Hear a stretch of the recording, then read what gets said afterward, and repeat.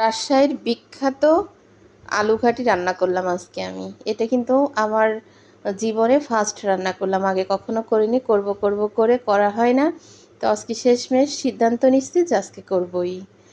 তো যে কথা সেই কাজ, আলুগুলা সেদ্ধ করে নিছি, নিয়ে সব রকমের মশলা দিয়ে কিভাবে রান্না করেছি রান্নারও কিন্তু একটা ভিডিও আছে। তো আমি কিন্তু রান্না শেষে জিরের গুঁড়ো দিয়ে দিছি। আর এই যে প্লেটে ভাত উঠাচ্ছি, আমার জন্য ছোট ছেলের জন্য একসাথে ওরে খাওয়ায়ে তারপর হচ্ছে আমি খাবো। আর পাশে হচ্ছে বড় ছেলেকে দিছি, লেবু কাটিছে দেখেন কত সুন্দর করে গাছের লেবু কাটিছে। সেই লেবু চিপড়েতে গিয়ে কিন্তু ঠাস করে পাশের যে প্লেট সেই প্লেটে গিয়ে পড়িছে। মানে আমি হাত দিয়ে এইভাবে চাপ দিছি, হাত থেকে সরে পাশে যে আমার ছেলের প্লেট, ছেলের প্লেটে গিয়ে পড়িছে। এটা নিয়ে আসলে খাওয়ার টেবিলে কিন্তু অনেক বেশি হাসাহাসি হয়েছে।